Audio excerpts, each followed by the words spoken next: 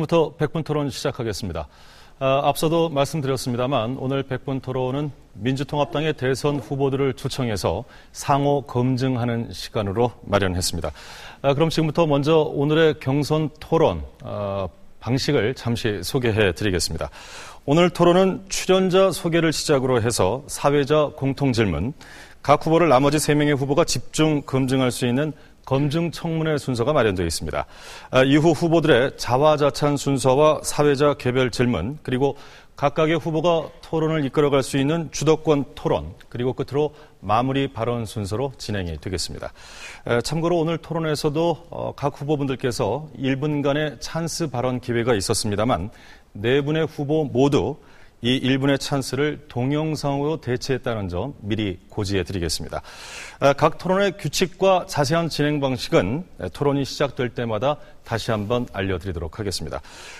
또한 오늘 토론은 민주통합당의 대선경선관리위원회와의 협의 아래 후보들의 자리 그리고 토론 순서 모두 사전 추첨에 의해서 결정됐음을 알려드립니다. 그러면 먼저 오늘 진행 순서에 따라서 후보자의 모두 발언부터 듣도록 하겠습니다. 오늘 저희 100분 토론에서 후보자들의 모두 발언은 종전의 방식이 아니라 동영상을 통해서 여러분들에게 강렬한 인상을 줄 수 있는 순서로 마련했습니다. 각 후보분들께서 굉장히 공들여서 만든 작품이기 때문에 저도 굉장히 기대가 큰데요. 함께 지켜보시면 좋을 것 같습니다. 그러면 사전에 약속된 순서에 따라서 기호 4번 문재인 후보의 모두 발언부터 듣겠습니다. 안녕하세요. 사랑이 먼저다 문재인입니다. 태풍 피해가 많습니다. 유로 말씀드립니다. 따뜻한 마음으로 함께 어려움을 이겨냈으면 좋겠습니다. 우리가 넘어야 할 많은 벽들을 국민과 함께 넘겠다는 그런 마음으로 담쟁이 영상을 준비했습니다. 저것은 넘을 수 없는 벽이라고 고개를 떨구고 있을 때 담쟁이 하나는 담쟁이 수천 개를 이끌고 결국 그 벽을 넘는다. 사람이 먼저다. 문재인. 네, 다음은 기호 1번 정세균 후보의 모두 발언입니다. 국민 여러분 힘드시죠? 태풍 피해가 적었으면 좋겠습니다. 일자리 걱정이 없는 나라, 빚 없는 사회, 사교육 없는 세상을 만들어 내일이 기다려지는 대한민국의 대통령이 되고자 하는 정세균입니다. 제 영상을 잘 감상해 주시기 바랍니다. 누구입니까?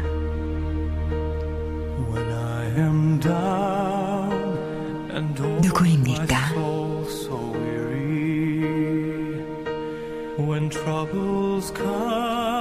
누구입니까?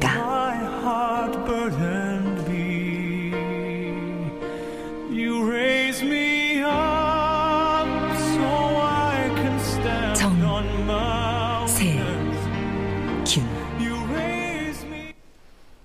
네, 계속해서 기호 2번 김두관 후보의 모두 발언입니다. 국민 여러분, 태풍 피해가 심한 것 같습니다. 잘 수습되기를 기원을 드립니다. 국민을 섬기는 국민 아래 김두관, 서민과 중산층이 정말 잘 사는 그런 새로운 대한민국을 국민 여러분들과 함께 만들고 싶습니다. 제3기 민주개혁정부를 반드시 만들어 내겠습니다. 영상 함께 보시겠습니다.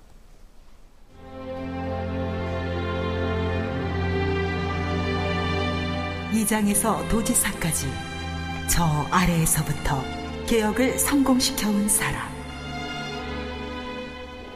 국민의 권리만은 공주박근혜를 국민 아래에서 국민을 섬기는 저 김두관이 확실하게 잡겠습니다. 내게 힘이 되는 나라. 기호 2번 김두관. 네, 다음은 기호 3번 손학규 후보의 모두 발언입니다. 안녕하십니까. 생활이 가뜩이나 어려운데 태풍 피해까지 왔습니다. 위로의 말씀드리고 우리 국민 모두 함께 뜻을 모아서 이 어려움을 극복해 나가기 바랍니다. 복지와 성장을 함께 이루고 안정 속에 개혁, 변화를 이룰 저손학교. 박근혜 후보를 이겨서 국민들에게 저녁 있는 삶을 드리겠습니다. 엄청난 특별행사를 받는 일대 조선혁명을 단행하겠다는 것을 경제적 불만을 극복으로 재도약시키는 일입니다. 반칙과 특권이 용납되는 시대는 끝내야 합니다. 함께 달려는 나라 저녁 있는 삶을 드리겠습니다. 12월 19일 민주당이 이기는 유일한 선택 기호 3번 손학규. 예, 이렇게 해서 네 분 후보의 모두 발언 영상으로 함께 보셨습니다. 역시 기대했던 것만큼 아주 강렬한 인상의 영상들이 준비가 됐던 것 같습니다. 네 분 후보들께서도 만족하시죠? 예, 고맙습니다. 잘 봤습니다. 다음은 계속해서 사회적 공통 질문 드리도록 하겠습니다. 제가 드리는 공통 질문에 각 후보들께서는 1분 이내로 답변해 주시길 바랍니다. 공정성을 기하기 위해서 시간은 엄수해 주시길 부탁드리겠습니다. 그럼 사회적 공통 질문 드리겠습니다. 네 분 후보께서 생각하시는 어떤 정치인의 롤 모델 또는 멘토가 누구인가 하는 질문을 드리려고 하는데요. 이 대통령 후보가 되실 분으로서 정치적 입장이라든가 지향점을 판단할 수 있다는 점에서 이 부분은 역시 많은 시청자들이 궁금해하는 대목이 아닐 수가 없습니다. 시대와 국내외를 망라해서 자신의 롤 모델 그리고 그 이유까지를 1분 이내에 답변해 주시면 되겠습니다.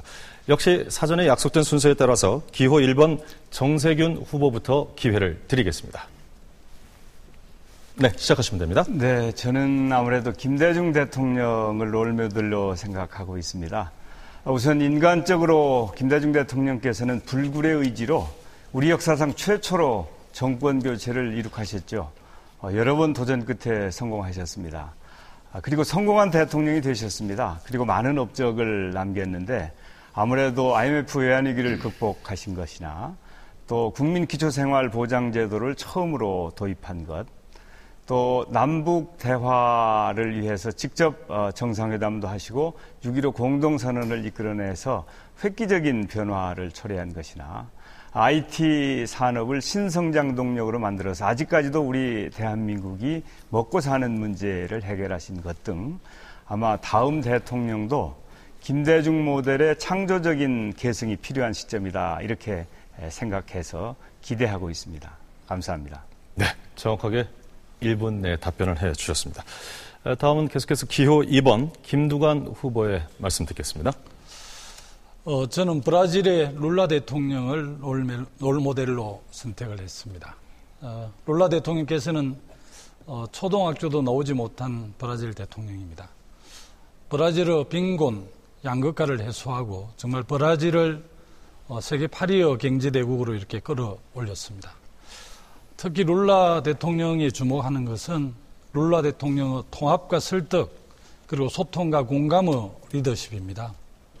브라질 국민들을 가난에서 벗어나게 했고 특히 반대파들을 설득해서 국민 통합을 이끌어낸 리더십입니다. 정말 대한민국 갈등으로 많은 기회비용이 지금 나가고 있습니다. 내년 국정을 맡을 대한민국 새로운 대통령, 국민을 통합하고 설득하고 소통하는 리더십이 필요합니다. 그래서 저는 브라질 룰라 대통령을 모델로 삼고 있습니다. 감사합니다. 예, 알겠습니다.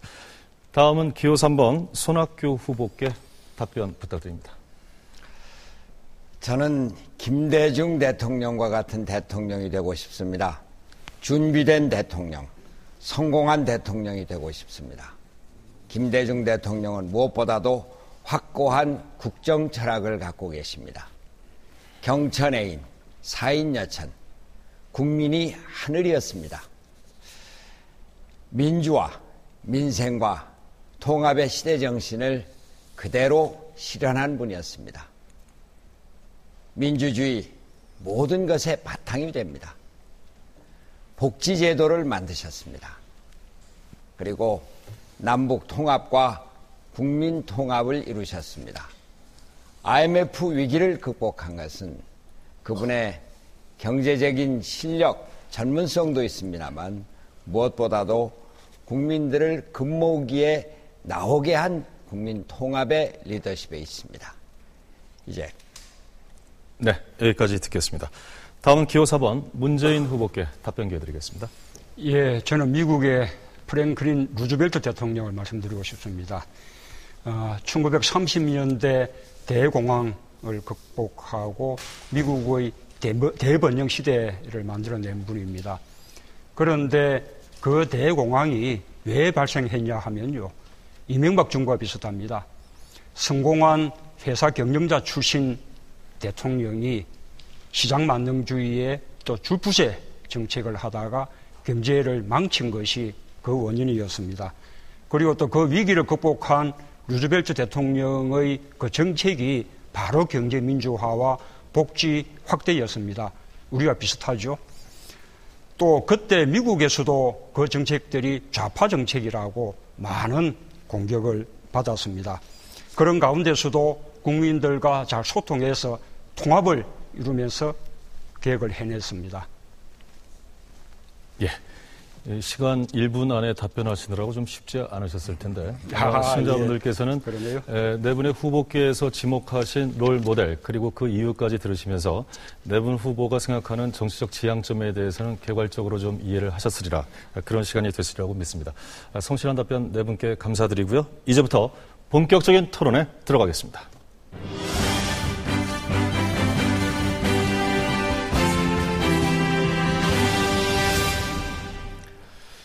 예, 이번 순서는 후보들 간 상호 검증을 하게 되는 검증청문회 순서입니다.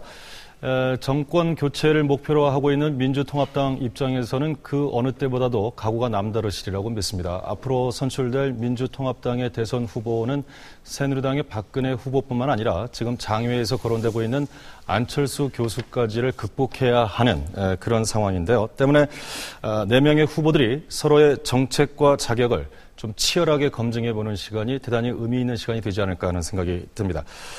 검증청문회는 역시 약속된 순서에 따라서 정해진 후보에게 다른 3명의 후보가 각각 3분씩 진행하시면 되겠습니다.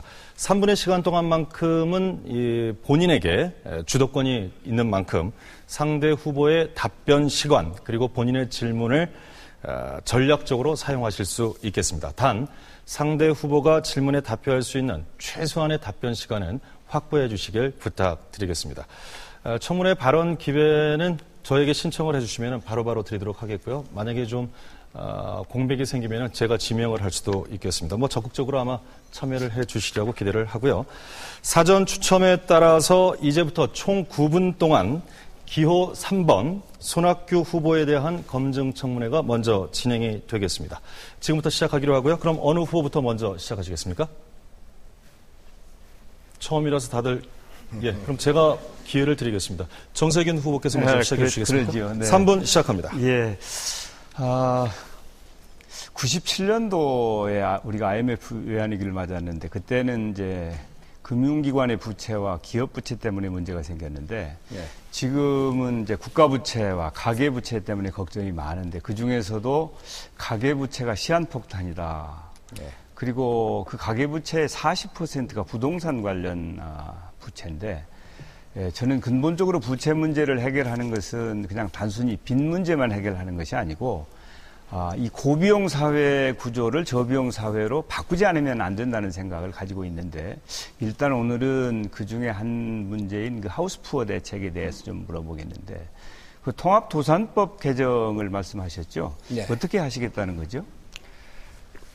지금 하우스푸어 특히 그 집담보로 대출받은 데 대해서 제가 정대 정 후보께서는 집을 사주자 이런 거고 저는 집을 되도록 갖고 있으면서 좀 해결을 해주자 그런 차이가 좀 있죠. 예. 그런데요. 이제 집을 갖고 있자고 하는 건데 집을 가질 수 있으면 좋죠. 그런데 지금 하우스푸어라고 하는 분들은 이자를 제대로 낼 수도 없고 또 시장에서 매매가 되지 않기 때문에 문제가 생긴 것인데 어떻게 집을 가지고 있으면서 부채를 상환할 수 있죠? 글쎄, 그래서 도산법을 바꾸자고 하는 것이고, 그래서 채무조정위원회를 만들어서 물론 개별적으로 심사를 해야 되겠죠. 전혀 가능성이 없는 사람들은 안 되겠지만 서민들한테 집처럼 소중한 게 어디 있습니까? 그렇죠. 집을 내놓고 빚을 갚으라고 그러면 그거야 무슨 그냥 당연한 해결책이죠. 그래서 집을 갖고 있으면서 채무를 연장을 해준다든지 이자를 고쳐준다든지. 그 현실성이 문제라는 것이죠. 예. 그 손호백 교수는 부채 탕감 말씀도 하셨던데 부채 탕감도 생각하시는 겁니까? 채무조정이라고 하는 것은 일정한 정도 그 부채 탕감을 포함하는 게 되겠죠. 그러면 누가 그 부채 탕감 비용을 부담을 하게 되죠? 결국 국가가 해야 되는데 그 도덕적 해이 문제가 나오겠죠. 그러나 그 많은 하우스푸어 또 그 신용불량자들이 사회에서 낙오를 하면은 결국 그게 국가 부담 아닙니까? 사후에 부담이 되는 것보다는 좀 사전에 부담을. 그러나 집이 없는 사람들도 지금 국가에서 제대로 돕지를 못하는데 집을 가지고 있는 사람들을 국가가 부담해서 집을 지니게 한다고 하는 것은 아마 국민적인 공감을 얻기 어려울 것 같아서 제가 주장하는 것처럼 일단 유동성을 공급해서 파산을 막도록 하고 정상적인 생활을 하고 임대로 전환하자고 하는 정책이 더 낫지 않나 싶어요. 후보는 3분 다 쓰셨습니다. 이제 기회는 문재인 후보와 김두관 후보. 어느 분이 먼저 하실까요? 제가 드릴까요? 문재인 후보께 기회 드리겠습니다. 이 박근혜 후보도 경제민주화 주장하고 있지 않습니까? 그런데 그분의 대표적인 경제 철학이 줄푸세지 않습니까? 주로는 이제 세금을 줄인다는 건데 결국 부자 감세, 재벌 기업, 대기업에만 그 혜택이 집중이 됐죠. 또 푸는 이제 규제를 푼다는 건데 대기업하고 수도권 규제를 풀어서 공목 상권과 지방을 파탄나게 했다고 생각합니다. 또 새는 기강을 세운다는 건데 결국 공권력을 앞세워서 용산 참사 또 상용차 사태 초래했죠. 이것이 이명박 정부의 대표적인 실정이었다고 그렇게 생각을 하는데요. 그런데 이 법인세 인하에 대해서는 우리 손 후보님도 늘 보면 이 법인세 인하를 지금까지 주장하고 계시거든요. 그런데 이명박 정부의 그 법인세 인하 정책을 보면 이게 대기업의 사내 유보금만 크게 이제 증가를 시키고 실제로 투자와 고용은 증가하지 않으면서 재정 건전성을 악화시켰다. 그런 이제 전문가들이 의견들이거든요. 어떻게 생각하시는지요? 법인세를 무작정 인하하자는 얘기는 아니고요. 일정 규모 이상의 법인들은 법인세를 지금 현행 내지는 경우에 따라서는 더 늘려갈 수도 있을 겁니다. 그런데 그 일정 규모 이하의 그 법인들에 대해서 법인세를 인하함으로 해서 중소기업에 대해서만 그렇죠.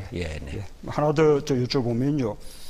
아까 그 규제를 푼다는 것 속에 이제 수도권 규제 풀어서 지방을 파탄나게 한 것이 포함되는데 우리 그 손학규 후보님은 경기지사 재직하실 때 줄곧 수도권 규제 풀어야 된다라고 하시면서 참여정부의 국가균형발전 정책을 반대해 오셨거든요.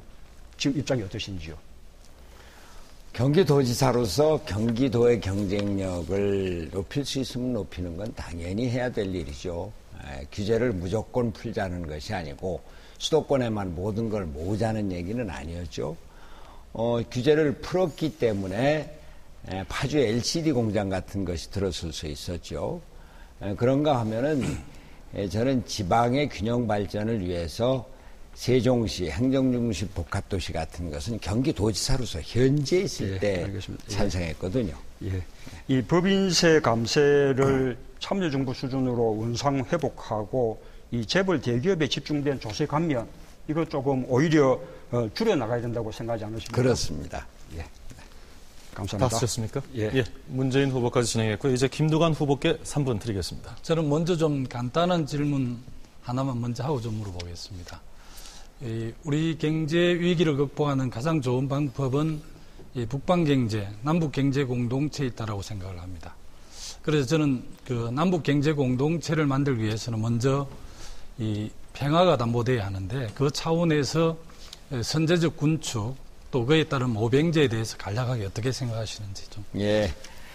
저는 그 김두관 후보께서 말씀하시는 그 모든 것, 예.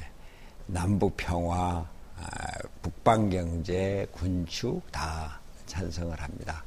모병제도 기본적으로 동의를 합니다. 그런데 역시 선후가 있지 않나 생각을 해요. 그 교류협력, 경제공동체, 또 군축과 평화체제라고 하는 것은 정전협정을 평화협정으로 바꾸는 것이죠. 예, 전체적으로 동의해 주셔서 감사드리고요. 예, 예. 우리 손학규 후보께서 지금 주장하고 계신 저녁 있는 삶, 예. 되게 반향이 있는 것 같습니다. 국민들한테. 아마 일자리 단축을 통해서 일자리를 좀 137만 개 정도 늘리고 제 시간에 퇴근을 해서 이제 가족들과 정말 그 따뜻한 그 가족애를 이렇게 즐길 수 있는 아마 우리 국민들께서 전체 바라는 바가 아닌가 저는 그렇게 싶습니다. 그래서 이 저녁에 있는 삶에 대해서 국민들이 궁금해 하시면서도 구체적으로 그게 실현이 가능한가 이런 데 대한 좀 의문도 있으신 것 같더라고요. 그래서 그 부분에 대해서 좀 어떻게 구체적으로 실현이 가능한가 좀 듣고 싶습니다. 저녁 있는 삶이 이렇게 국민들한테 뭐 공감을 주는 거는 그걸 보고 듣는 국민들 각자가 다 다른 생각하는 것 같아요. 직장에 있는 분들은 좀 정시에 퇴근했으면 좋겠다. 직장이 없는 사람은 그 늦게 일해도 좋으니 직장이 있었으면 좋겠다. 예. 그런데 우선은 그 노동 시간을 단축을 해서 개인적인 시간도 갖고 충전을 해서 능률과 생산성도 높이고. 그 중소기업 같은 경우는 그 노동 시간을 줄이면 전체 연봉이 줄어들기 때문에 오히려 정규직을 비정규직화로 이렇게 바꿀 위험도 있지 않습니까? 그런 점에 대한 대안은 어떻습니까? 모든 것을 한꺼번에 할 수는 없죠. 네. 예, 국가기관이나 공기업,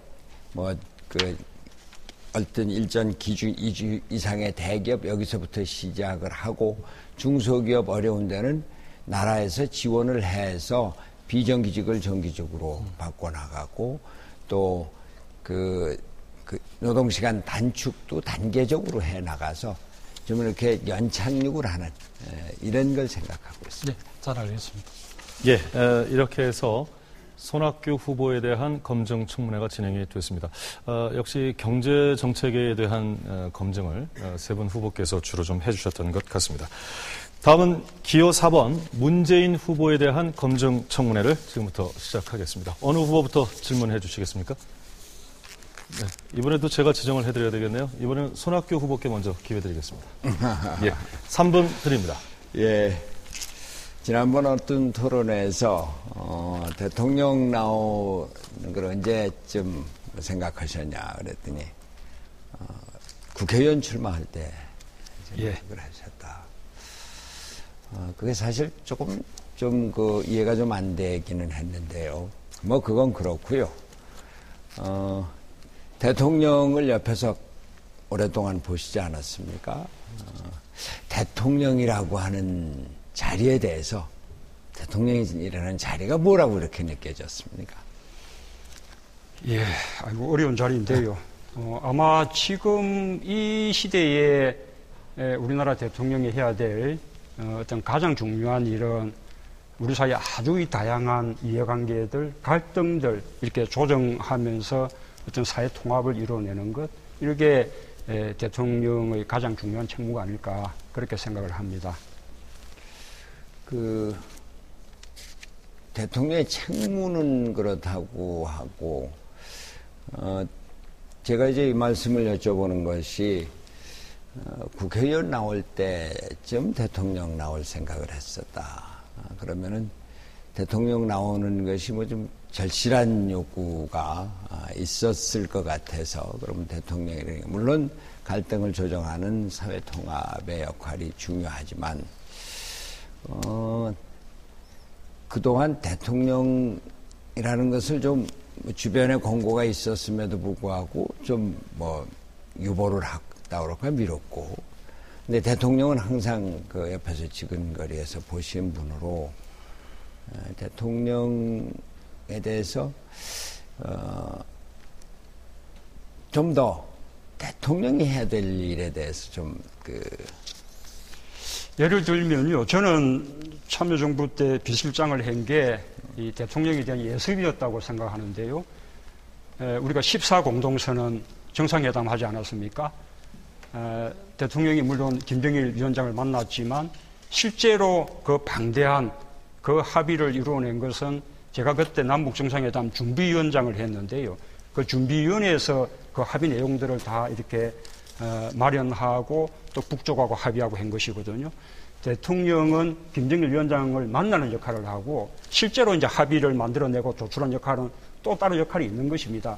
그런 역할들을 해봄으로써 우리가 대통령에 대한 어떤 사전에 대한 학습 이런 것들에 대한 좋은 경험이었다고 생각을 합니다. 그 대통령은 역시 국민에 대한 깊은 사랑, 연민 여기서부터 시작해야 되는 것이 아닌가 그런 생각을 합니다. 예, 손학규 후보 3분 다 쓰셨고요. 두 분 중에 어느 분이 먼저 하실까? 예, 정세균 후보 기회 드립니다.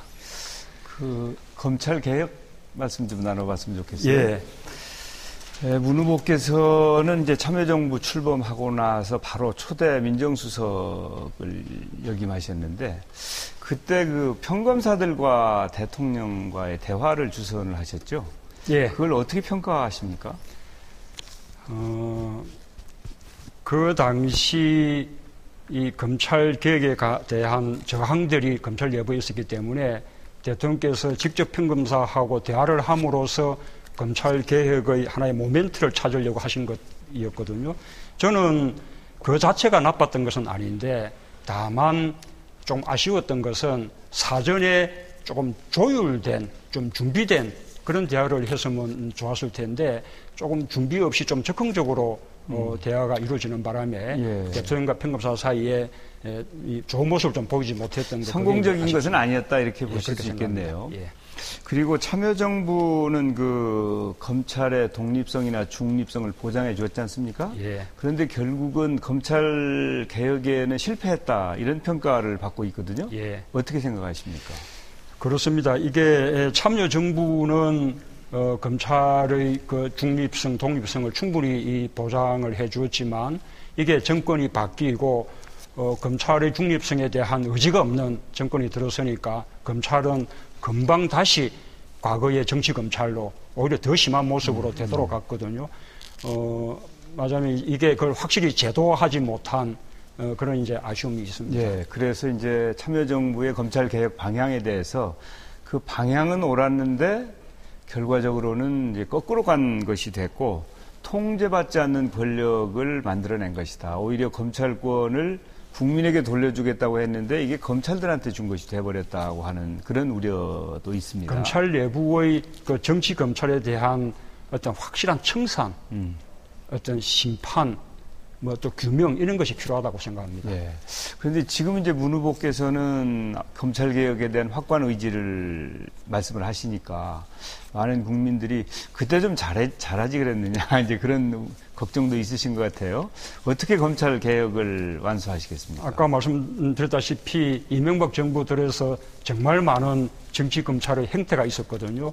이 정치 검찰의 행태에 대해서 제대로 규명하고 그 책임을 묻고 또 그런 정치 검사들을 청산해내는 그런 작업들이 필요하다고 생각합니다. 아마 대다수 검사들도 그것을 바라고 있을 것으로 그렇게 생각을 합니다. 네. 너무 집중된 권력을 좀 분산시키는 노력이라든지 정치적 줄서기 이런 것을 완전히 그 문화를 없애야죠. 예, 아마 우리 모두의 과제인 것 같습니다. 예, 그렇게 생각합니다. 예, 정세균 후보 순서가 끝났고요. 이제 김두관 후보 기회 드립니다. 저도 계속해서 우리 문재인 후보에게 검찰개혁 또 고위공직자 비리 문제와 관련해서 좀 질문을 드리고 싶은데요. 고위공직자 비리조사처 공수처 설치에 대해서는 동의를 하셨죠? 예.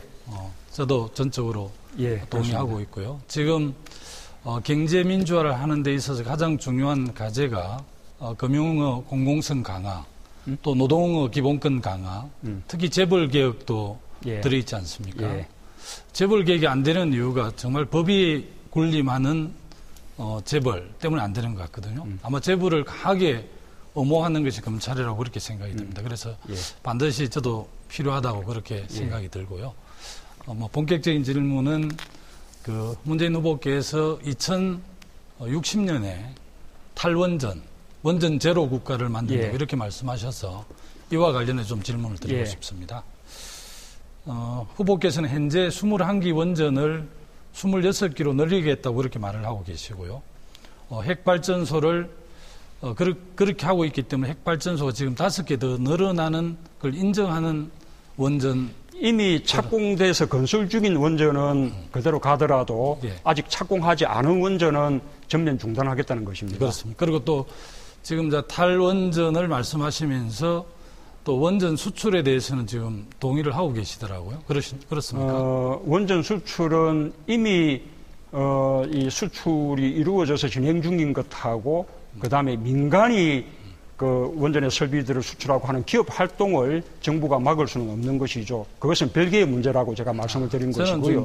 국가가 원전 수출을 주도하는 그런 일은 없을 것입니다. 어쨌든 체르노빌 후쿠시마 원전 사고 이후에 전 세계 이제 탈원전 탈핵으로 가고 있고 신재생 에너지 정책으로 거의 에너지 정책의 패러다임이 근본적으로 바뀌고 있지 않습니까? 그래서 2060년 정도 되면 아마 전 세계가 그냥 탈원전으로 갈 것으로 저희들은 그렇게 전망을 합니다. 그래서 적어도 정책이 실효성이 있으려고 그러면 저는 이제 2040년 내년부터 시작하면 27년 정도 시간이 그렇게 앞당길 수 있으면 정말 좋죠. 그래서 사실은 지금 새롭게 신규 원전도 중단을 해야 되고 2040년에 완전 원전 제로 국가를 하려고 그러면 수명이 남아있는 원전도 사실은 그건 공감합니다만 근데 그렇게 하려고 그러면 신재생 에너지 비율이 빨리 높아져야 되거든요. 지금 한 2% 정도 수준인데 2030년까지 한 20%로 늘린다는 것 자체도 쉬운 과제는 아니라고 생각합니다. 그것이 더 속도를 낸다면 탈원전 시기를 앞당길 수 있을 테지요. 지난번에 그 일본의 소프트뱅크의 손정희 회장님을 만나신 적이 있지 않습니까? 그분이 지금 구상하고 있는 게 몽골 공화국의 맞습니다. 태양광과 풍력을 하려고 죄송하지만 여기까지 진행하겠습니다. 제한된 3분을 다 쓰셨습니다. 이렇게 해서 문재인 후보에 대한 검증 청문회를 진행을 했습니다. 다음은 계속해서 기호 1번 정세균 후보에 대한 검증 청문회 역시 세 분에게 기회가 있습니다. 어느 분부터 하실까요? 오늘은 제가 계속 지명을 하게 되는데 이번엔 김두관 후보께 기회를 먼저 드리겠습니다. 정세균 후보께 특히 서민금융과 관련해서 좀 말씀을 드리고 싶은데요. 최근 감사원 감사 결과를 보면 고학절이 저학고리라는 새로운 신조어를 만들어냈습니다. 학력이 낮다는 이유로 대출도 잘 되지도 않을 뿐더러 대출을 하더라도 또 고액의 이자를 이렇게 물렸더라고요. 그래서 우리 국민들께서 그 점에 대해서 굉장히 붕괴를 하고 계신데 마침 정세균 후보께서는 서민들에게 좀 안정적으로 저리로 금융을 할 수 있는 서민금융은행 정책을 공익은행을 제안하셔서 그 내용이 좀 구체적으로 어떤 건지 좀 듣고 싶습니다. 네, 지금 우리 은행들의 탐욕이 심각하죠. 소위 말하는 빅4라고 하는 큰 은행들이 문턱이 정말 높습니다. 그리고 고객들을 차별합니다. 큰 손들은 아주 우대를 하고 서민들은 쳐다보지도 않습니다. 그래서 이대로 두어서는 안 되겠다 해서 저는 공익은행을 만들어야 되겠다고 생각을 했습니다. 그래서 이 공익은행은 4가지가 없는 은행이다. 첫째는 문턱이 없다. 또 VIP를 특별 대우하는 차별이 없다. 그 다음에 고금리가 없다. 또 고임금도 없다. 그래서 정말 서민들이 누구나 쉽게 찾을 수 있고 1000만 서민들이 애용할 수 있는 그런 은행을 꼭 만들어서 서민 금융을 돕겠다 이런 취지였습니다. 그리고 또 정세균 후보께서는 사교육을 없애겠다 이렇게 공약을 하셔서 저도 굉장히 반갑게 받아들이면서도 실제 그게 실행이 가능한가. 지금 우리 서민들 입장에서 가장 어려운 부분이 교육비 지출이거든요. 그래서 굉장히 반갑고 저도 획기적인 제안이다 이런 생각이 들면서 그게 차기 정부 5년 동안 정말 실행 가능했으면 좋겠다 이런 생각을 저도 했습니다. 그래서 기가 번쩍 떠있는데 혹시 사교육비를 완전 사교육을 없앨 수 있는지 좀 더 구체적인 정책을 좀 말씀해 주시면 좋겠습니다. 예, 저는 이제 빚 없는 사회와 함께 사교육 없는 세상을 만들겠다 이렇게 공약을 하고 있는데 무엇보다도 학벌 사회를 없애겠다. 그리고 고등학교만 졸업해도 중산층으로 진입할 수 있는 그런 길을 열어야 되겠다. 그렇게 생각하고 있고요. 직접 그 과외비와 관련해서는 소위 말하는 그 선행교육이라고 하는 게 있습니다. 학원에서 6개월 혹은 1년, 2년을 먼저 선행교육을 시킴으로 해서 실질적으로 공교육을 무력화시키는 그런 상황이 있는데 이런 선행학습을 금지하는, 선행교육을 금지하는 그런 법을 만들어서 사교육 없는 세상을 만들겠다고 하는 게 제 공약의 내용입니다. 네, 고맙습니다. 예, 김두관 후보 3분 다 쓰셨고요. 이제 문재인 후보께 드리겠습니다. 예, 저도 이게 정세균 후보님 이 사교육을 규제하고 공교육을 강화해야 된다. 그 부분에 공감을 합니다. 우리나라 학생들 보면 이게 학업 성취도는 국제적으로 아주 높지 않습니까? 그 대신에 공부 시간이 너무 길어서 세계 최장 공부 시간, 그리고 학업 스트레스가 또 세계 최고고, 그래서 청소년의 사망 원인 1위가 또 자살이지 않습니까? 학급 폭력도 많고요. 한마디로 이제 우리 아이들이 이제 불행한 건데, 이 좀 지나친 이 공부, 여기서 아이들을 좀 해방시켜줘야 된다고 생각을 그렇습니다. 합니다. 그래서 저도 아동교육복지기본법을 제정해가지고 적어도 유치원 때 하고 초등학교 때 단계에서는 말하자면 선행학습 과외 이거 금지하고 또 예체능이라든지 이런 적성 목적 외의 과외는 하지 못하게 금지하자, 그런 이제 공약을 내세웠는데 이 부분은 우리 정세균 후보님도 거의 공감하시는 거죠? 예, 저는 오히려 그것보다 더 경쟁이 더 늦게 시작돼야 된다. 지금 이제 우리 후보님께서는 중학교쯤부터 경쟁이 시작될 수 있는 그런 개연성을 말씀하셨는데 저는 사실은 본격적인 경쟁은 대학교 때부터 시작되는 게 좋다. 그 이전까지는 전인 교육을 하고 또 학교가 너무 경쟁 사회로 내몰리는 것은 바람직하지 않다. 그래서 저는 일제고사 같은 거 폐지해야 된다고 하는 생각을 가지고 있습니다. 그래서 그 정세균 후보님 그 공약을 보면 사교육 금지법을 보면 중고등학교 단계에서도 사교육을 조금 최대한 금지하자. 예, 아까 말씀드린 그런 이제 취지인 것으로 보이는데 저도 이제 방향은 참 그러면 좋겠다 싶긴 합니다만 네. 그럴 경우에 우리 전두환 대통령 시기에 그 이 사교육 금지법, 과외 금지법이 위헌 판정 받았듯이 위헌 시비 이런 소지는 없을 것 없겠습니까? 그러니까 이제 보충학습 같은 그런 것까지 모두 당장 폐지하는 것은 아니고 그런 문제는 공교육이 정상화되면 자연스럽게 사교육이 줄어드는 방향으로 가되 아까 제가 말씀드린 그 선행교육, 그러니까 지금 학교에서 진도가 중2를 가르치고 있는데 막 먼저 배우는 거예요. 그렇습니다. 중3, 고1치를 가르치니까 거기 가지 않으면 안 되는, 그래서 모든 학생들이 대부분이 다 학원에 가야 되는 이런 문제부터 치유하면서 점진적으로 이 문제를 해결하겠다. 그 공교육을 강화한다 하더라도 예를 들면 도농 간의 교육 격차, 수도권하고 지방 간의 교육 격차 이런 문제가 있지 않습니까? 예. 그 부분은 어떻게 해결할 수 있을지요? 이제 아무래도 이제 국민의 기본권이죠. 시골에 살건 또 어디에 살건 간에 똑같은 교육을 받을 권리가 있기 때문에 그 문제 여기까지 진행해야 될 것 같습니다. 다음은 손학규 후보 3분 드리겠습니다.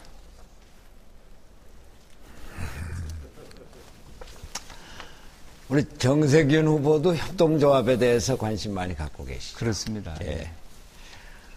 우리 경제민주화가 지금 과제고 화두인데 정 후보께서 생각하시는 경제민주화에 대해서 간략하게 그 정의나 과제에 대해서 좀 말씀해 주실까요?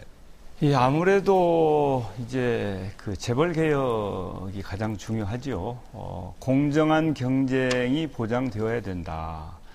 그래서 자유시장 경제가 살아있되 너무 일방적으로 갑을 관계 등을 통해서 불공정 거래가 이루어지는 이런 것부터 바로 잡아야 될 테고 실질적으로 경제정책 기조를 특권 경제에서 서민과 중산층 경제로 전환하고 대기업 위주의 경제에서 중소기업 중심으로 경제 정책을 바꾸는 등 저는 이제 분수경제라고 하는 제 나름대로의 안을 가지고 있습니다만은 전체적으로 경제 운용의 패러다임을 대전환하는 그런 노력이 있어야 된다고 하는 것이죠. 그리고 또 이제 분배 정의를 잘 실천해야 된다.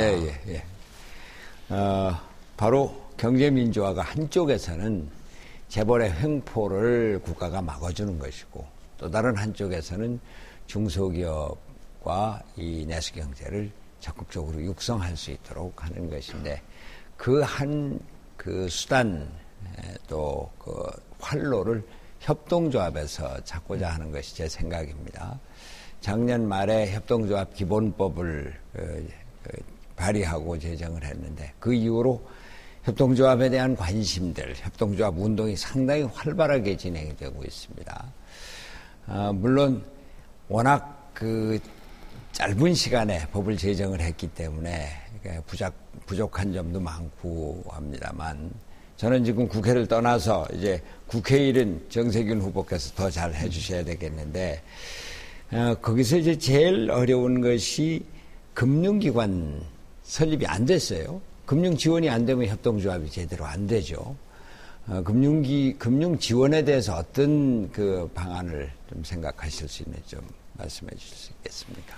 예, 사실 그 협동조합의 성격상 이제 금융이 중심이 되어서는 안 될 테죠. 그래서 지금까지 이 기존의 농수축협의 경우에도 이제 너무 과도하게 그쪽에 치우쳐 있다고 하는 비판을 받고 있어서 생협 등의 경우에 이제 금융 문제가 상당히 심각할 텐데 그런 부분에 대해서는 특단의 대책을 세워서 방안을 마련해 주는 게 옳다고 생각하고요. 예, 그런 노력을 여기까지 들어야 될 것 해보겠습니다. 같습니다. 예. 이상으로 정세균 후보에 대한 검증청문회 진행했습니다. 이제 끝으로 기호 2번 김두관 후보에 대한 검증청문회 시작하도록 하겠습니다. 예. 제가 해볼까요? 문재인 후보께 먼저 드릴까요? 예. 이 경제민주화가 다음 정부가 꼭 그렇게 해야 할 시대 정신이라고 그렇게 생각하시는 거죠? 예, 전적으로 동의합니다. 그렇게 국민들 염원이 그렇게 모아지니까 지금 새누리당의 박근혜 후보도 경제민주화를 지금 주장을 하는데 그러면서 줄푸세 주장하고 있거든요. 예. 이 줄푸세 정책을 주장하면서 경제민주화를 한다는 게 이게 가능합니까? 어떻게 생각하십니까? 제가 오늘 합동연설에서도 그런 주장을 했습니다만 5년 전에 줄푸세 공약으로 우리가 말하면 재벌 천국을 만들겠다고 주장했던 박근혜 후보께서 경제민주화를 이렇게 주장하셔서 너무 놀랐습니다. 5년 전만 아니에요. 최근까지도 최근까지도 그랬었나요? 그래서 너무 놀랐고요. 전적으로 불가능하죠. 완전 모순인데 불가능하다고 봅니다. 그런데 최근에는 완전 전향적으로 바꾸고 그러니 줄푸세 정책은 경제민주화하고는 전혀 반대되는 그런 정책 방향인 거죠. 예, 전적으로 그렇죠. 이 경제민주화를 하려면 또 이 재벌 개혁 이게 또 중요한 과제지 않습니까? 그렇습니다. 그런데 그 박근혜 후보는 이 재벌 개혁에 필요한 여러 가지 이제 규제들, 그러니까 출자 총액 제한 제도를 부활하자는 것도 반대하고, 그 다음에 지주회사 규제를 강화하자는 것도 반대하고, 그리고 순환 출자도 기존에 이루어진 것은 그대로 다 허용하고 앞으로 신규만 금지하자.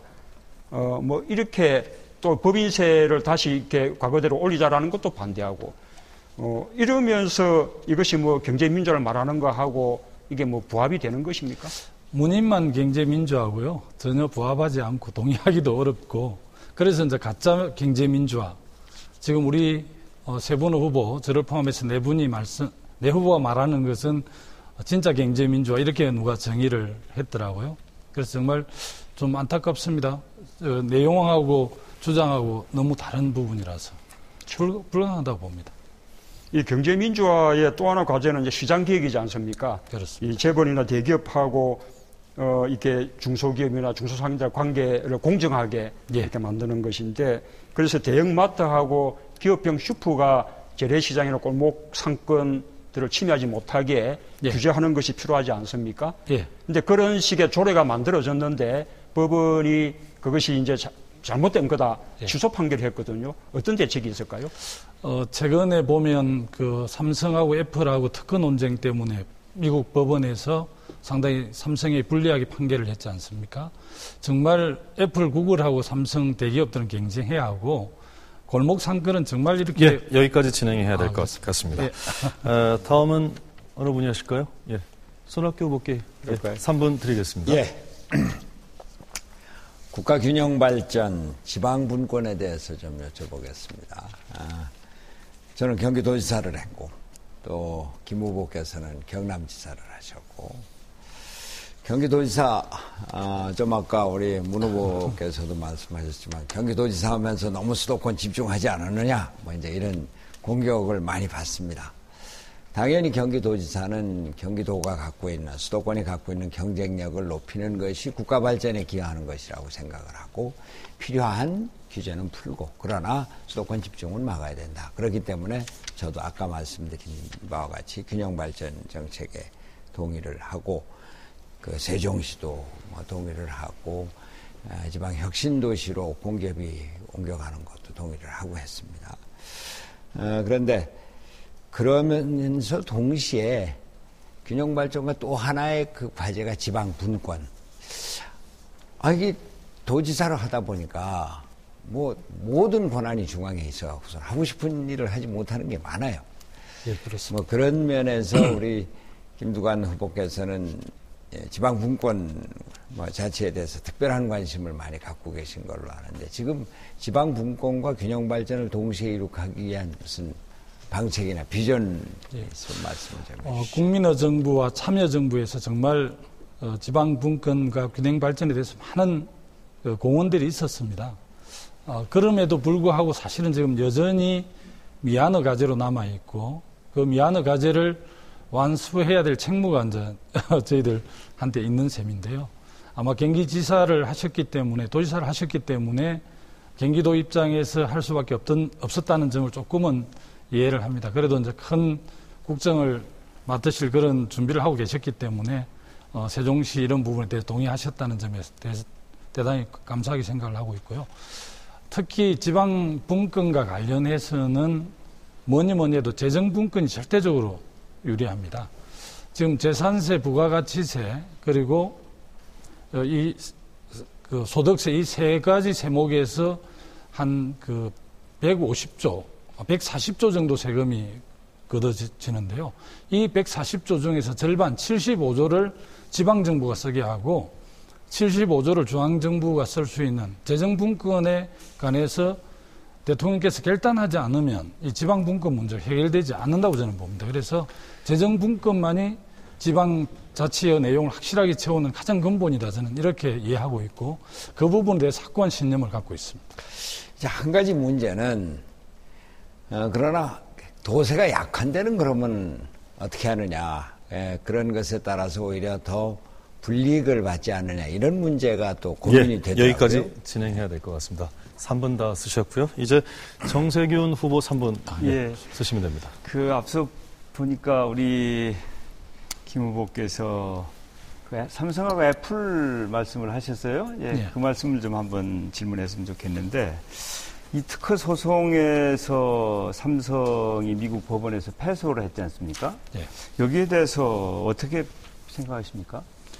아마 애플 본사가 소재하고 있는 인권 법원에서 아마 판결한 것으로 그래서 상당히 미국의 국익에 이익이 되는 방향으로 이렇게 판결을 했기 때문에 삼성에서 2차 제소를 하는 것으로 그렇게 제가 들었었습니다.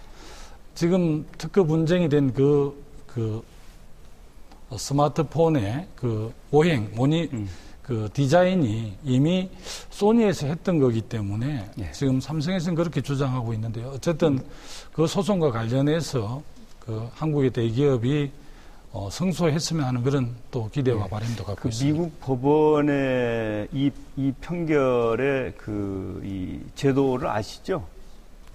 그쪽은 이제 배심원 제도 아닙니까? 우리하고 완전히 다르죠. 그러니까 우리 사법제도하고 완전히 달라서 뭐 잘 아시겠지만 지금 전문성 없는 분들이 그냥 하루 만에 이런 판결을 내려서 걱정이 많죠.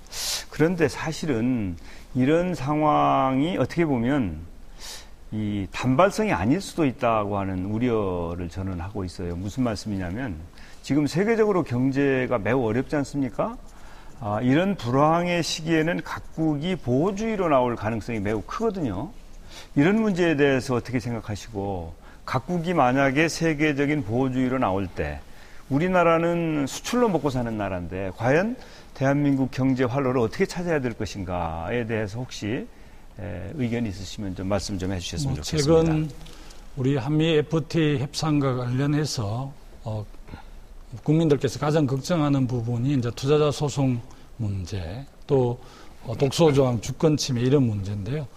특히 우리는 수출 통상 국가이기 때문에 아마 앞으로도 이런 사안들이 많이 생길 것이라고 예상이 됩니다. 그래서 이 부분에 대해서 회사 자체적으로도 자구책을 많이 마련해야 되겠지만 정부 차원에서도 적극적으로 좀 대응할 수 있는 그런 전담 팀들이 필요하지 않을까 그렇게 생각을 합니다. 예, 이제 그런 노력도 있었으면 좋을 것 같고요. 이 신보호주의 기조는 아마 앞으로도 계속될 가능성이 많기 때문에 우리 기업들이 값싼 제품의 가격 경쟁력 가지고 시장을 지배하던 시대를 끝내고 기술력으로 부가가치로 경쟁하는 그런 시대를 만들어갈 필요가 있다고 저는 생각을 합니다. 예, 고맙습니다. 이렇게 해서 네 분의 후보께서 상대방 후보에 대해서 직접 정책이라든가 입장에 대한 상호 검증을 할 수 있는 검증 청문회를 진행했습니다. 차분한 가운데에서도 날카로운 공격과 방어가 이루어졌던 그런 검증 청문회가 아니었나 싶습니다. 네 분 후보 수고 많이 하셨습니다.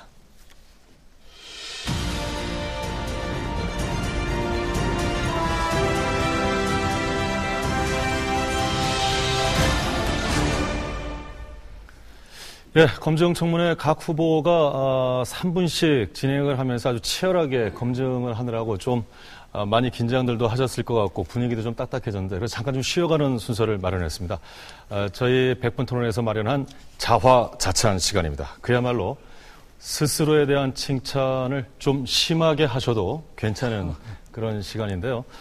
특이하게도 저희가 이 각자 후보들에게 1분씩의 찬스 발언을 드렸는데 이 1분을 이 자화자찬 동영상 제작으로 대신하셨어요. 그만큼 이 자화자찬 동영상에 굉장한 힘을 쓰셨다 이런 기대를 갖고 있습니다. 그래서 어떤 동영상으로 자화자찬을 하실지 많은 분들이 좀 궁금해하실 것 같습니다. 자화자찬은 사전 추첨은 없었습니다. 그래서 편의상 오늘은 그냥 기호 순서대로 자화자찬을 듣도록 하겠습니다. 말씀과 영상을 함께 들을 수 있는 시간이 될 것 같은데 좀 편안하게 너무 겸손해하지 마시고 마음껏 스스로를 칭찬해 주시면 좋을 것 같습니다. 그러면 기호 1번 정세균 후보부터 자화자찬의 기회를 드리겠습니다. 예, 사실 정치를 하면서 제일 어려운 일이 자화자찬하는 겁니다. 그런데 제가 후보로 나와 보니까 자화자찬을 안 할 수가 없지 않습니까? 그래서 자화자찬을 저도 열심히 하고 있는데 여전히 몸에 맞지 않는 옷을 입고 있는 그런 느낌입니다. 그래서 제 입으로 자화자찬하기는 좀 쑥스럽고 해서 동영상을 만들었으니까 함께 좀 봐주셨으면 좋겠습니다. 예. 2018년 2월 대한뉴스. 대한민국 헌정사상 가장 성공한 대통령으로 평가받는 정세균 대통령이 연도에 나온 많은 국민들의 환호와 아쉬움 속에 이 취임식장인 여의도 국회의사당으로 이동하고 있습니다. 취임 전 대통령을 가장 잘할 수 있는 사람으로 평가받았던 정세균 대통령은 빚없는 사회, 양극화 해소, 사교육 폐지 등 많은 국민들의 사랑 속에 80%대의 꾸준한 지지율을 받아왔습니다. 대한민국은 그를 영원히 기억할 것입니다. 보고 싶습니다. 우리 시대에 만나는 성공한 대통령. 정세균을 선택하면 이루어집니다.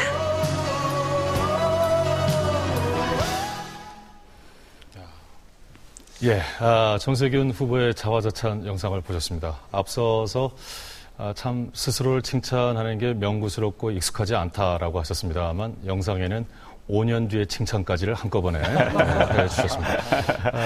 꾸준한 지지율 80%, 이제 저희가 꿈의 지지율이라고 할 수 있겠습니다만 이렇게 스스로 칭찬하셨는데 세 분의 후보께서 영상을 보시면서 아차, 허를 찔렀다라는 생각을 좀 드실 만큼 대한뉴스 아이디어가 굉장히 좋았는데요. 이 아이디어는 후보께서 직접 내신 건가요? 그렇지 않고요. 예. 저희 함께 일하는 분들이 아주 지혜를 모아서 낸 아이디어입니다. 예, 만족하십니까? 저는 그냥 재미있다고 생각했습니다. 예, 그냥 사회자 얘기에 앞서서 한 명의 방송인 입장에서 봤을 때는 칭찬하시는데 굉장히 재능이 있으십니다. 예. 감사합니다. 다음은 기호 2번입니다. 김두관 후보께 자화자찬 기회를 드리겠습니다. 대통령께서 갖춰야 될 덕목이 많이 있지만 저는 시심이 있어야 된다 이런 생각을 늘 해왔고요. 저는 연세대 성내훈 교수님이 굉장히 시낭송을 잘하셨는데 그게 따라가지는 못하지만 저도 박노의 시 먼 길을 걸어온 사람아 한번 낭송을 해보겠습니다. 먼 길을 걸어온 사람아 그대는 충분히 고통받아 왔고 그래도 우리는 여기까지 왔다. 아무것도 두려워하지 마라. 세상에서 단 하나 두려워할 것이 있다면 그것은 그대의 고통이 가치 없이 되는 것. 두려워하지 마라. 믿음을 잃지 마라. 사랑은 죽음보다 강하다. 우정은 절망보다 강하다. 희망은 패배보다 강하다. 영상 보겠습니다. 예. 대한민국에 이런 대통령 한 명쯤은 있어야 하지 않는가. 국민 아래 김두관.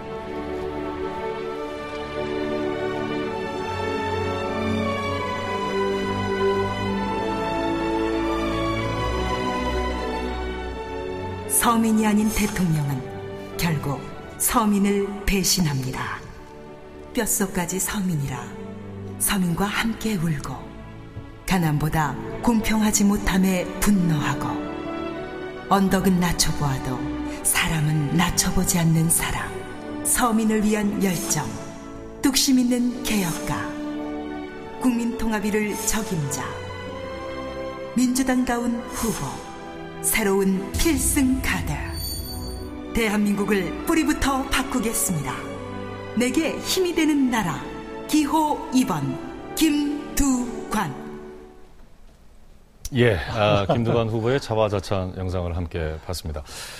평상시에도 이렇게 시를 낭송하실 기회가 있으신가요? 자주는 없고요. 가끔 한 번씩 봅니다. 예, 제가 인상적이었던 것은 보통 이 경상도 발음이 그 발음이 잘 안 돼서 거대가 되는 경우가 많은데 오늘 아주 굉장히 정확하게 발음을 해주셨습니다. 아이, 고맙습니다. 예, 양력을 보면은 이장부터 시작해서 오늘날 이 대통령 후보까지 이르게 많은 직함을 거치셨습니다. 예. 본인 스스로 이 바닥부터 시작했다라고 했는데 가장 의미 있는 직책을 하나 대라면은 어떤 걸 꼽으실 수 있을까요? 그래도 제가 기초자치행정을 했던 두 번 했던 남해 군수 했던 경력이 가장 의미가 있었던 것 같습니다. 그러시군요. 개인적으로 궁금해서 한번 여쭤봤습니다. 예.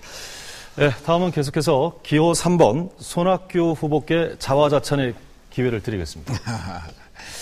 예, 젊어서는 민주화 운동에 몸을 바쳤고 도지사가 돼서는 외자유치를 통해서 일자리를 많이 만들고 또 민주당의 대표가 돼서는 야권 대통합을 이루었습니다. 진보를 하고 경제를 함께 할 수 있는 사람, 복지를 하고 성장을 함께 할 수 있는 사람, 그리고 변화를 추구하되 안정감 있게 만들어 나갈 사람. 2002년에 노무현을 찍고 2007년에 이명박을 찍었던 중산층, 중간층의 표심을 얻어올 저 손학규, 박근혜를 이길 유일한 후보입니다. 영상 보겠습니다.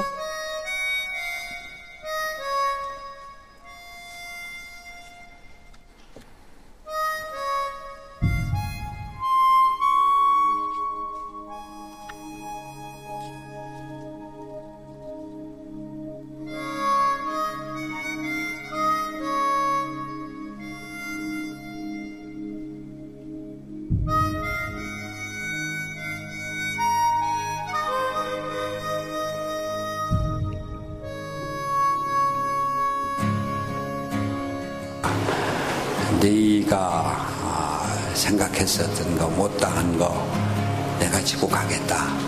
더 힘이 되다오.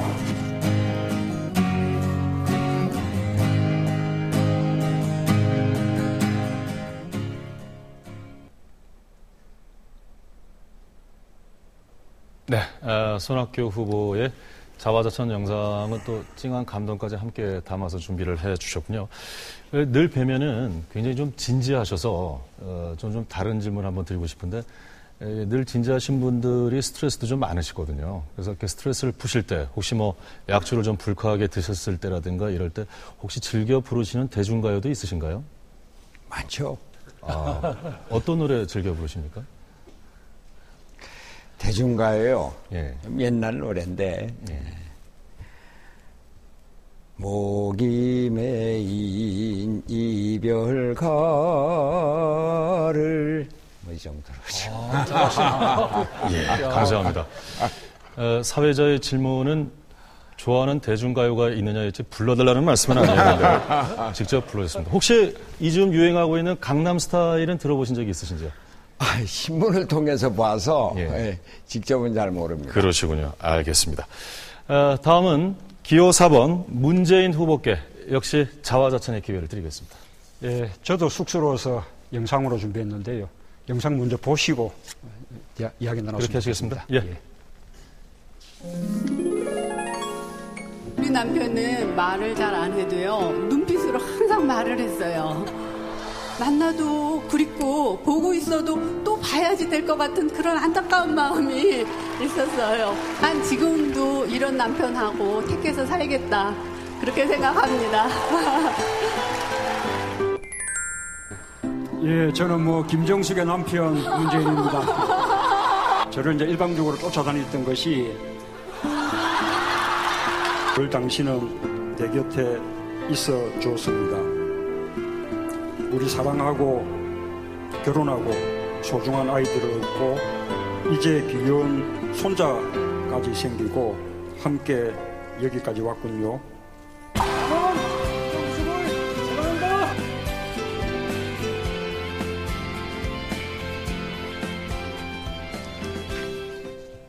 예, 문재인 후보의 자화자찬은 나는 아내를 사랑한다.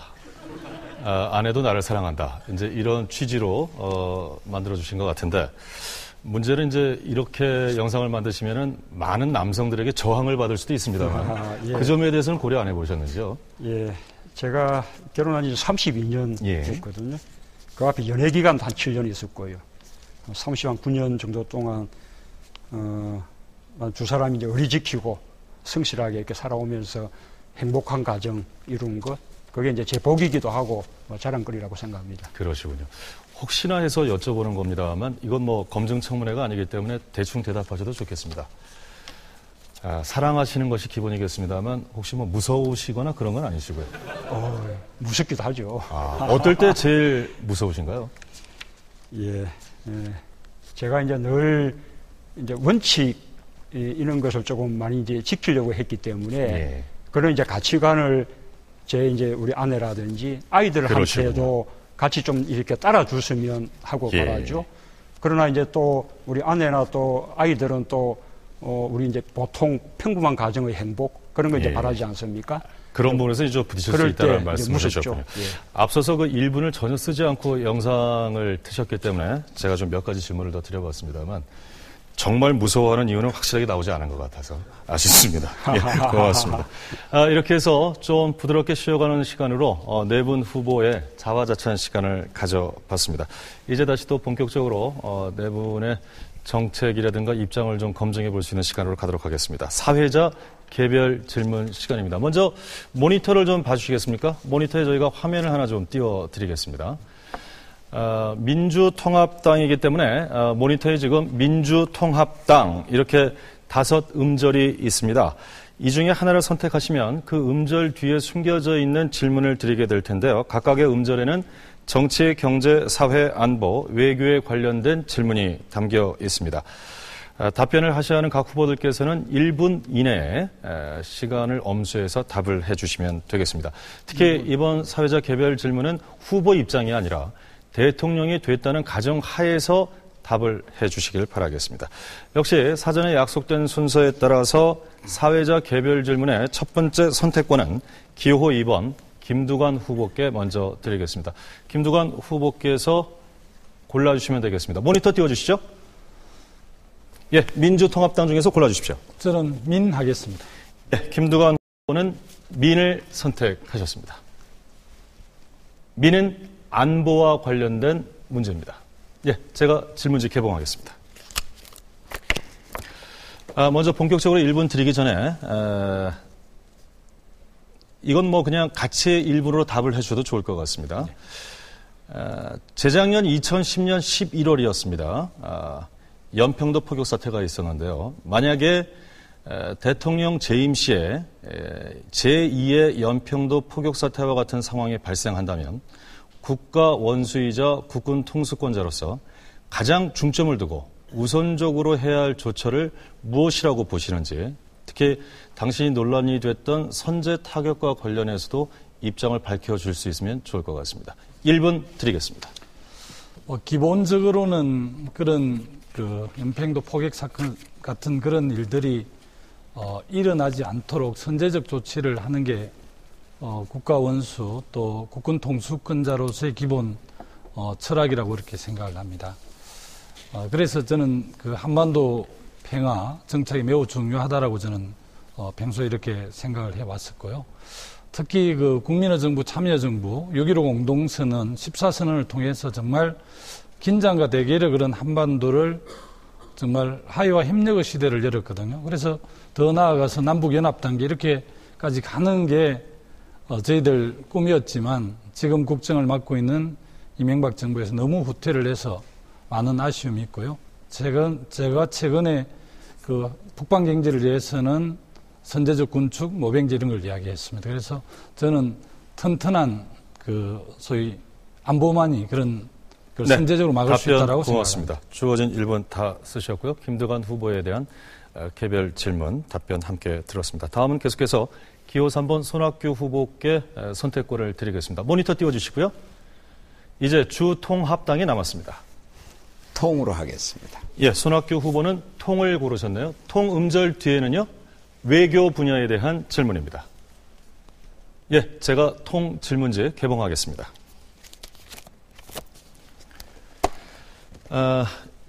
본격적인 1분 답변 듣기 전에 단답형으로 좀 먼저 질문을 드리겠습니다. 요즘 이 동북아 영토 분쟁이 굉장히 시끄럽습니다. 그 핵에 지금 독도가 있고요. 손학규 후보께서는 역대 대통령 중에서 독도 수호 의지가 가장 높았던 대통령을 누구라고 생각하시는지요? 글쎄요, 지금 뭐 특별히 기억나지 않습니다. 예, 좋습니다. 지금 독도 문제와 관련해서 한일 간 외교적 마찰이 굉장히 증폭되고 있습니다. 특히 지난주에 노다 총리의 서한 반송과 관련해서 한일 외교당국이 그야말로 이제 노골적인 발언까지도 쏟아내고 있는 상황인데, 손학규 후보께서는 노다 총리의 서한 발송 조치를 어떻게 평가하시는지 먼저 예 아니요로 좀 듣고 싶은데요. 합당한 조치라고 보시는지 아니면 잘못된 조치라고 보시는지 단답형으로 답해 주십시오. 잘못됐죠. 잘못된 조치라고 보셨다고 하셨는데요. 그럼 이제 본격적인 질문 드리겠습니다. 그러니까 반송한 거 말이죠.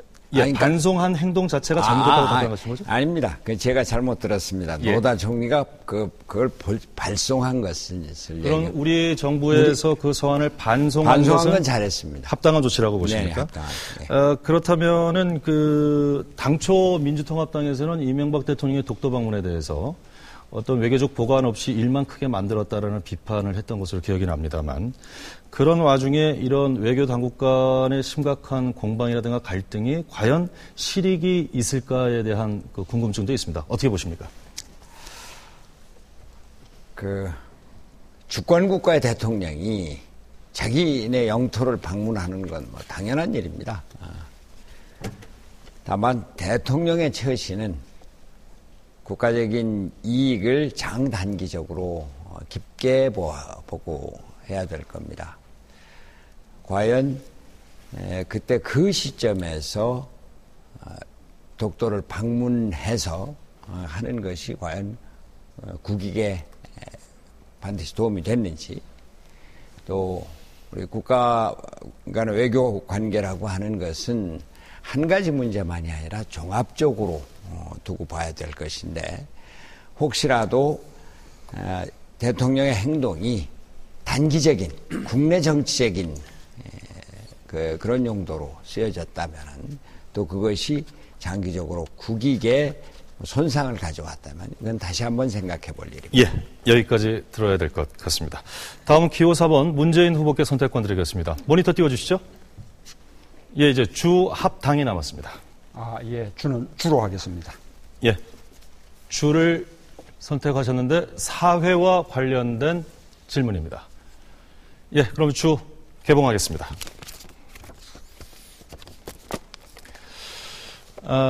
최근에 우리 사회의 이 성폭력 문제 굉장히 심각한 수준입니다. 여러 가지 사건이 지금 연쇄적으로 발생하고 있어서 성폭력 예방과 관련해서 이 전자발찌 제도가 도입이 됐습니다만 이 성폭력 전과와 관련해서 이 소급 적용 논란이 일고 있는 건 알고 계시리라고 믿습니다.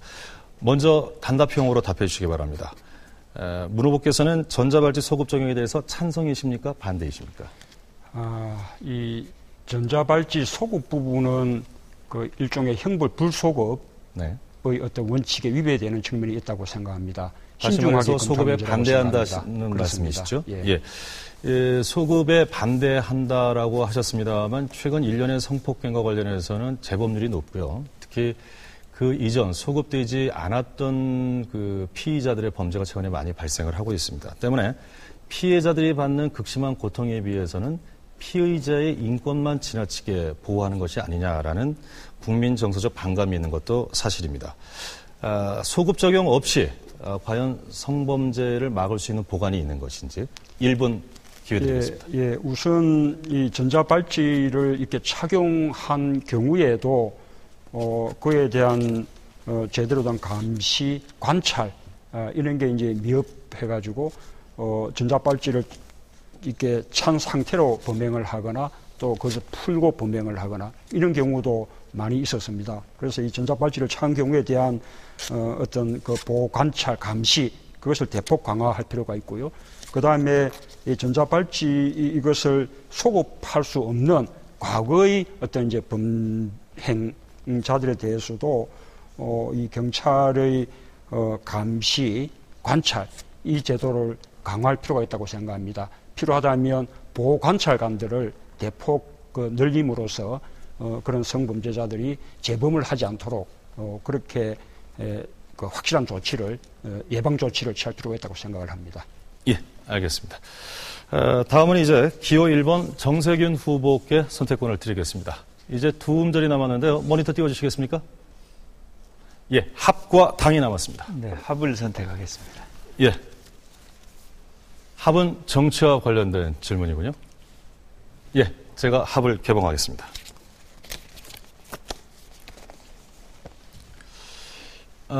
대통령 후보로 나서신 만큼 대통령이 된 이후에 국정을 어떤 방식으로 또 누구와 함께 운영해 나가겠다라는 어떤 로드맵을 갖고 계시리라고 믿습니다. 그러시죠? 그렇습니다. 예. 그런 의미에서 질문을 드리겠습니다. 그렇다면은 임기 초반에 어떤 국정의 향방을 좌우하게 될 같이 정책을 이끌어 나가게 될 파트너라고 할 수 있겠습니다만 초대 총리감으로는 누구를 생각하고 계신지 좀 구체적으로 밝혀줄 수 있으면 밝혀주시길 부탁드리겠고요. 그 이유까지도 함께 청해 듣겠습니다. 1분 드리겠습니다. 지금 제가 개인을 거명하는 것은 적절치 않은 것 같습니다. 물론 이런저런 생각이야 왜 없겠습니까마는 저는 차기 정권의 초대 총리가 갖춰야 될 덕목이 어떤 것인가를 좀 말씀드리고 싶습니다. 무엇보다도 경제 위기를 선제적으로 잘 막아낼 수 있는 그런 총리여야 되고 경제 장관들과 함께 대한민국의 미래 경쟁력을 키워나갈 수 있는 그런 역량 있는 총리감이 꼭 필요하다고 생각합니다. 글로벌 금융 위기 또 신보호주의 등 참으로 우리 앞에 너무 많은 파고들이 다가오고 있으면서 또 우리나라는 신성장 동력을 제대로 만들지 못했기 때문에 이제는 IT 이후에 새로운 먹거리 대한민국의 미래 성장 동력을 꼭 찾아내야 될 것이 이 차기 정부의 몫이다. 고맙습니다. 여기까지 듣겠습니다. 사람 이름을 바로 거명하기가 좀 쉽지 않으시죠? 예, 그건 비현실적이죠. 예, 고맙습니다. 자, 이렇게 해서 네 분의 후보께 사회자 개별 질문과 답변을 들었습니다. 그러면 지금부터 바로 다음 순서 진행하도록 하겠습니다.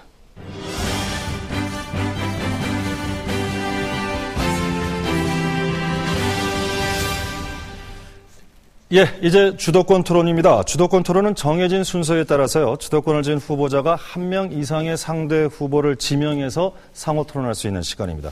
각 후보에게 2분씩 시간이 주어지고요. 시간이 역시 한정되어 있는 만큼 질문과 답변 좀 전략적으로 활용하시면 좋을 것 같습니다. 역시 사전 약속에 따라서 기호 3번 손학규 후보부터 주도권 토론을 시작하겠습니다. 상대 후보를 먼저 지명해 주시면 시작이 됩니다. 어느 후보께 질문하시겠습니까? 문재인 후보께. 예, 시간 들어갑니다. 예. 지금 뭐니 해도 경제가 어렵습니다. 민생이 어렵고요. 거기에 글로벌 경제 위기가 덮쳐오고 있습니다. 미국발 금융위기, 유럽발 재정위기, 또 중국에서는 성장세가 둔화되고 있고, 일본은 채무위기. 이제 이러한 것들로 글로벌 경제위기가 들어오면은 우리 그러지 않아도 어려운 민생, 서민경제 무척 어려워질 것으로 보는데, 이랬을 때 우리가 어떤 대책을 세워야 할지 우선 문 후보께서 말씀을 해주시죠. 예, 우선은 이 세계적인 이 경제 위기로 인해서 경기 침체가 계속되게 되면 수출에 크게 의존하고 있고 이 대의존도가 큰 우리 경제에 큰 어려움을 줄 수가 있죠. 그래서 그렇게 해서 생길 수 있는 우리 국내 경제 위기에 대응하려 그러면 사전에 일어날 수 있는 여러 가지 시나리오들을 가상해서 그 시나리오별 어떤 대응 방안들, 매뉴얼들을 미리 우리가 강구해 둘 필요가 있다고 생각을 합니다. 예를 들자면 이 세계적인 금융위기가 우리나라 가계부채 위기로 그렇게 연결될 수 있죠.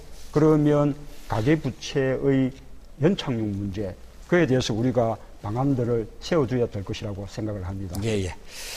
여러 가지 대책이 많이 필요하겠죠. 외환을 확보하고 통화 수업을 늘리고. 근데 그 모든 것에 앞서서 해야 될 일은 국민의 마음을 모으는 일이라고 생각을 합니다. 대통령으로서 국민 통합을 이루는 일, 이것이 중요하다 이렇게 생각합니다. 쓰셨습니다. 바로 기호 4번 문재인 후보가 기회를 갖게 됐는데 어느 후보께 질문하시겠습니까? 저는 정세균 후보님께 질문드리겠습니다. 네. 정세균 기회균등법, 아까 강원도에서 연설 때도 말씀하셨고 아까지게도 조금 이렇게 말씀을 하시던데요. 이 사람 채용할 때나 또 임금, 또 승진 이런 데서 학력의 어떤 차별을 이제 금지를 하고 또 이 고졸자에 대한 쿼터제를 시행하겠다. 그건데 그래서 학력 차별 금지법이라고 해도 되는 거죠. 그렇습니다. 네. 그런데 그 뜻은 좋아 보입니다만 그러나 우리가 학력에서 예를 들면 박사, 석사, 또 대졸 이런 어떤 학력 차이에 따른 합리적인 차별 그것은 필요하지 않을까. 그런 합리적인 차별이 있기 때문에 더 많은 학력, 더 많은 경력을 쌓으려고 노력할 텐데 그 차이들이 그냥 무시되고 다 기계적으로 평등하게 된다 그러면 그것은 오히려 문제지 않을까. 그런 생각이 듭니다만 어떻습니까? 네, 그런 말씀도 충분히 하실 수 있는데 문제는 이제 우리가 너무 과도한 학력 사회로 가고 있지 않은가. 또 경우에 따라서는 너무 많은 교육을 통해서 비능률이나 과도한 고비용 사회를 만들고 있지 않은가 하는 걱정입니다. 과거에 초등학교 나온 우리 부모님들도 잘하셨거든요. 그런데 지금은 모두가 다 대학을 졸업해야 되는. 학력뿐만 아니라 학벌 간의 차별도 심하지 않습니까? 이제 그것은 정말 심각하죠. 이 대학 서열화. 이것은 정말 우리 명문대, 비명문대, 지방대 이것도 다 해결해야 그래서 이제 고졸이나 또 지방과 수도권의 격차 이런 모든 차별을 없애야 그래야 대한민국의 국가 경쟁력이 강화될 수 있다고 저는 확신하고 그것이 빚없는 사회로 가는 길이라고 여기까지 진행해야 될 것 같습니다. 예. 다음은 기호 1번 정세균 후보의 주도권 토론입니다. 어느 후보를 지명하시겠습니까? 문재인 후보께. 예, 시작하시죠. 그 안대희 전 대법관이 그 새누리당의 대선 기획단의 중책을 맡았어요. 그래서 우리 민주 진보 진영뿐만 아니라 국민 여러분들께서 크게 걱정을 하신다고 생각합니다. 이 대법관이라고 하는 자리가 과거에 조무재 대법관 같은 분은 뭐 일체 이 로펌에도 안 나가시지 않았습니까? 그런데 이 대법관 그만둔 지 한 40년 만에. 예. 그래서 참 걱정이 크신데 공교롭게 이분이 우리 참여정부 때 승승장구했던 분이란 말이죠. 그래서 참 안타깝고요. 이분 뭐 이렇게 안 해도 충분히 그 생활도 하실 수 있고 노후도 대책이 되어 있으신 것 같은데 이거 잘못된 행보 아닌가 어떻게 그렇게 생각을 합니다. 아까 말씀하신 대로 대법관이 청령 의무뿐만 아니고 고도의 정치적 중립이 필요한 자리거든요. 퇴임하자마자 그런 정치적 어떤 그런 선택을 하는 것은 대법관의 정치적 중립 의무에도 위배되는 거죠. 대단히 잘못된 처사라고 생각하고요. 그렇게 보면 이 고도의 정치적 중립이 필요한 고위직 공직자의 경우에 퇴임 이후에 일정 기간까지 이 정치 활동을 할 수 없게끔 하는 그런 식의 입법이 필요하지 않을까 그런 생각을 해봅니다. 혹시 말이죠. 그런데 그 후보께서 민정수석으로 계실 때 이분이 중수부장도 되고 뭐 고검장도 되고 대법관도 되고 했는데 혹시 그 인사 협의를 하신 적이 있습니까? 없습니까? 없습니다만 어쨌든 참여정부 때 승승장구했는데 지금 선택을 보면 좀 인간적인 의리도 좀 없다고 생각합니다. 예, 저는 정말 너무 실망했고 우리나라가 이렇게 돼서는 안 되고 그런 정당이 집권해서는 절대 안 된다. 그래서 우리가 꼭 대선 승리해야 된다고 하는 생각을 다시 새롭게 했습니다. 동의하시죠? 여기까지 진행하겠습니다. 다음은 기호 2번 김두관 후보 순서인데 어느 후보 지명하시겠습니까? 저는 우리 손학규 후보님께 좀 질문을 드리고 싶습니다. 그 용역 깡패 또 강제 철거 노동자 탄압 이런 걸 보면서 많은 우리 현장에서 땀 흘리는 노동자들께서 분노하고 계시더라고요. 1936년 그 GM 대규모 파업 때 회사에서 구사대를 동원해서 노동자들을 폭행하고 탄압을 했었습니다. 그 당시에 이제 루즈벨트 대통령이 국정을 책임지고 있을 때인데 주박잉군을 파견을 해서 노동자들을 보호를 해 주셨지 않습니까?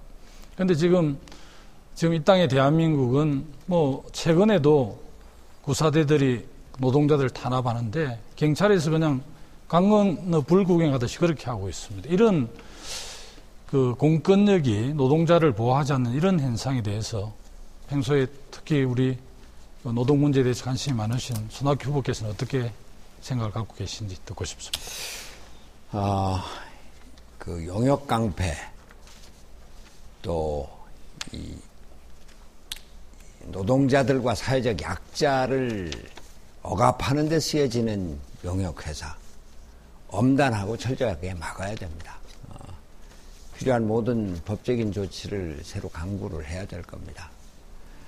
우리 사회 용역 그러면은 그 자체가 깡패고 약자들을 누르는 약자 이런 것으로 되어 있는데 이 사회 그 체제가 이렇게 가서는 안 됩니다. 앞으로 필요한 법을 만들어서라도 제도화시켜서 이러한 용역 깡패가 발을 붙이지 못하도록 하겠습니다. 정말 법의 기강을 확실하게 좀 세워야 될 것 같고요. 정말 비정규직 문제도 전체 노동자의 지금 절반이 비정규직이기 때문에 이 문제도 좀 함께 고민했으면 좋겠습니다. 네, 이렇게 해서 김두관 후보까지 주도권 토론해 주셨습니다. 네 분의 후보께서 늦은 밤 굉장히 상호 검증을 위해서 애를 많이 써 주셨습니다. 이제 마무리 발언만을 남겨놓고 있는데요. 마무리 발언 역시 사전 추첨 순서대로 진행을 하겠습니다. 각 후보당 30초씩 드리겠습니다. 제일 먼저 기호 2번 김두관 후보부터 발언하시면 되겠습니다. 저는 아래에서부터 현장에서 이렇게 커왔습니다. 그래서 정말 우리 농어민들, 노동자, 서민들, 중산층 어려움을 누구보다도 잘 알고 있습니다. 정말 이번 선거에서 저희들이 승리하고 새롭게 국정을 맡아서 정말 서민과 중산층, 이 땅의 99%의 대한민국 국민을 위해서 진정으로 국민을 섬기는 그런 정부이고 싶습니다. 지켜봐 주시고 성원해 주십시오. 반드시 승리하고 싶습니다. 네, 다음은 기호 3번 손학규 후보께 마무리 발언 기회 드리겠습니다. 네, 국민의 삶이 날로 어려워지고 그 가운데 경제 위기가 닥쳐오고 있습니다.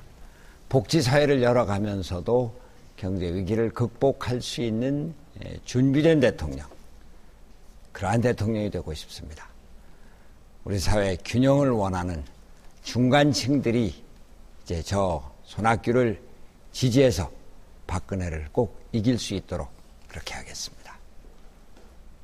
네, 다음은 기호 1번 정세균 후보의 마무리 발언입니다. 네, 국민 여러분들 걱정이 끊일 날이 하루도 없습니다. 차기 정부는 정말 유능한 대통령이 이끌어야 된다고 생각합니다. 유능한 대통령은 국민의 눈물을 닦아주는 대통령이 아니고 국민이 눈물을 흘리지 않을 수 있도록 만들 수 있는 대통령이라고 생각합니다. 정말 저희들 잘 검증하셔서 좋은 선택을 통해서 다음에는 꼭 유능한 대통령 민주당에서 나올 수 있도록 성원해 주시기를 부탁드리겠습니다. 감사합니다. 예, 끝으로 기호 4번 문재인 후보의 마무리 발언 듣겠습니다. 제주, 울산에 이어서 오늘 강원도에서도 1위를 했지만 기뻐할 수가 없습니다. 마음이 무겁고 답답합니다. 좋은 경선 모습 보여드리고 싶은데 참 마음대로 안 됩니다. 정치가 제 마음 같지 않습니다. 이 민주당의 주인은 정치인이 아니라 국민입니다. 정치를 바꾸는 힘이 되어 주십시오. 감사합니다. 네, 이렇게 해서 오늘 100분 토론은 민주통합당의 대선 후보 경선 토론으로 여러분과 함께 했습니다. 이 태풍 볼라멘 때문에 지금 전국적으로 피해가 극심합니다. 직접적인 영향권은 벗어났습니다만 추가 피해가 없도록 주의를 하셨으면 좋겠습니다. 오늘 100분 토론 함께해 주신 여러분 대단히 고맙습니다.